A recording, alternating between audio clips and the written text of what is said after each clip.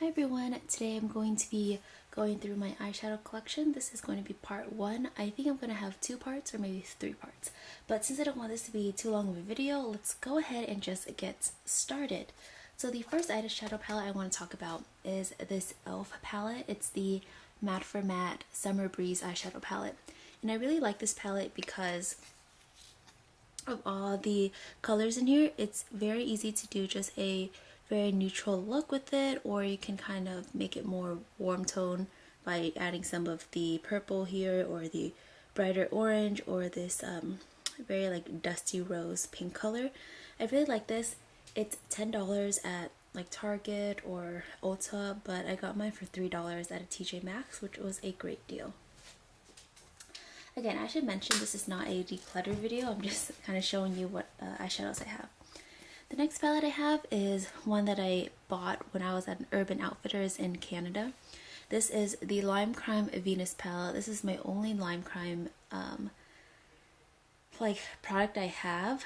I wasn't really aware of like the whole Lime Crime as a brand before I saw this in Urban Outfitters, and I was drawn to this because of the colors, and I didn't have the Modern Renaissance back then yet. So when I bought this, it was colors that I didn't have in my collection, and it actually is a pretty nice quality palette. I like using this shade right here, which is the shade Aura. I like using it as a all over face highlighter. It's really beautiful. I don't reach for this one as much, and I should, just because I've had it for about like 2 years now. Only thing is the packaging is kind of bulky, but otherwise than that, it's really a beautiful palette.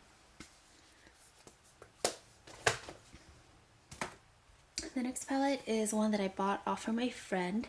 This is the Nubian by Juvia's Place palette. And I've heard a lot of hype about Juvia's Place palettes, and I do think that their shimmers are really nice, and they're that kind of creamy, almost oily, greasy kind of feel to them. To be honest, I don't reach for this a lot.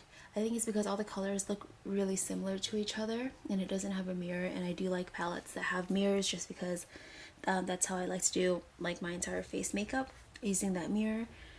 I would not purchase this again, to be honest. I don't have any interest in buying any more Juvia's Place palettes. I'm not saying the quality is like bad, it's just the brand itself doesn't interest me. Next is a palette that is currently in my Project Pan. If you have seen one of my videos earlier about my Project Pans, which I am going to try and link either down below or in the video. So this is the Lorac Mega Pro 3. Now, I talked about how I didn't really like this palette anymore just because all the colors kind of end up looking like one muddy mess on your eyes. And again, I'm trying to pan on Rose Quartz down here, and I think I'll reach that eventually in like 2 months or so. But I'm not really a big fan of big palettes anymore. They kind of make me stressed. Hence, the next palette, which is the Jaclyn Morphe Hill palette. This thing is gigantic, dear lord. Anyways, if I'm going to reach for a palette that has a lot of neutral browns and darker brown shades, I reach for this one instead of the Juvia's Place palette. That's why I don't really reach for the Juvia's Place one. I do like this though because it has so many color options that really you can make a lot of looks with this. I just did not like how they totally hyped it up, and I waited for like their second restock for that palette, and now to have it be like sitting collecting dust in Ultas around me is kind of annoying. Anyways, this is the next palette I want to show. Sorry, I didn't show you the front of it. It's the Profusion Mix Metals palette, and this is a brand I believe used to just be sold in like your Marshalls or your TJ Maxx, but now it's being sold in Target. And I got this in the holiday time, and it came in a set. It also came with an eyeshadow primer as well as, I believe, a crease brush and something else. I can't remember. Maybe that was it. But to be honest, I really do enjoy this one. I put this in my video where I talked about the most underrated makeup products. Again, I'll try to link that one. And I really love this foil shade. You can see me swatch it in that video, but this is a really good palette. The entire set was $9 or $10, and honestly it's a really great choice if you want to create very natural looks or you want to kind of glam it up. I really recommend it, and it has a beautiful mirror.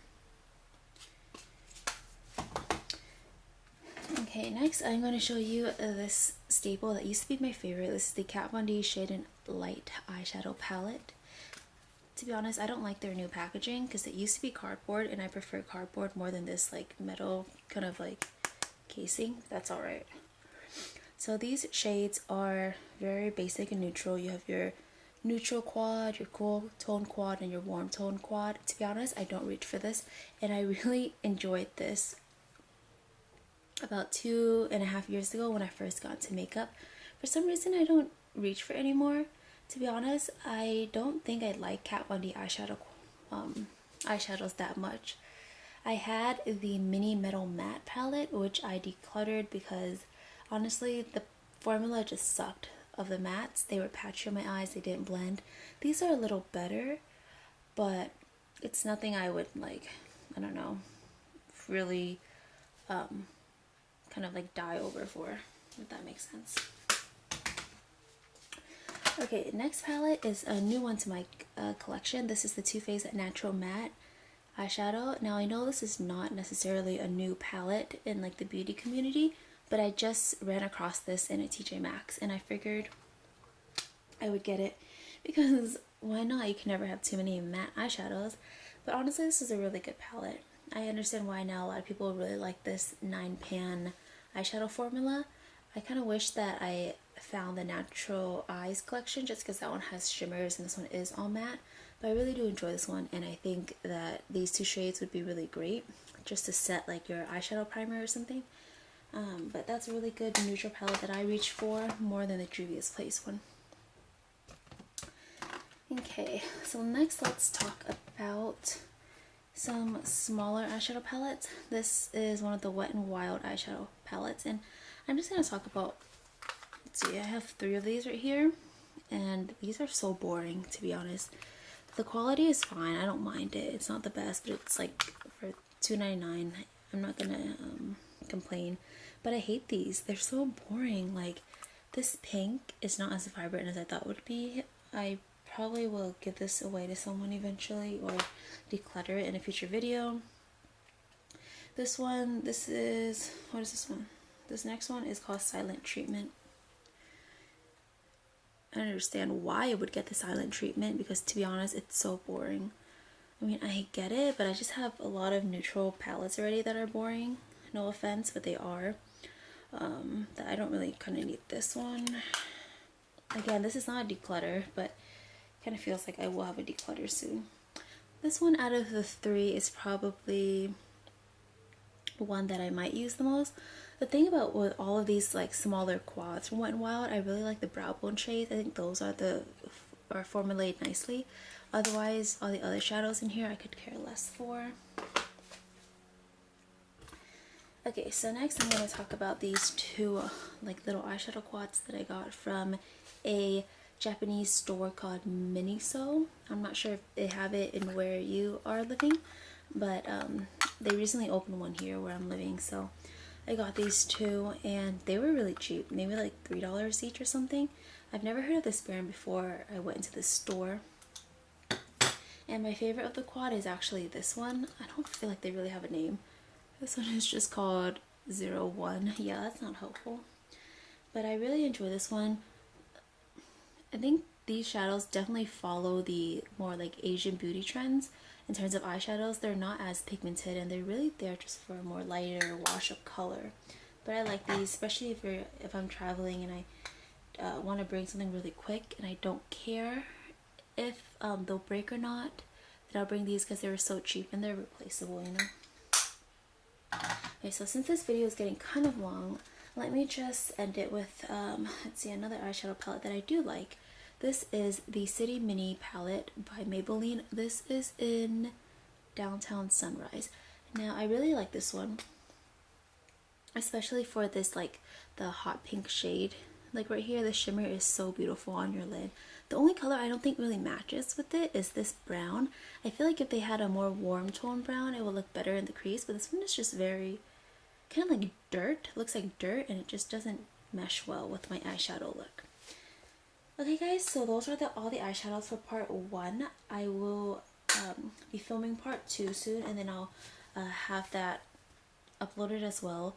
And just let me know if you guys are interested in you know, guys going through my makeup collection, and let me know if you want to see like my blush collection or bronzer collection.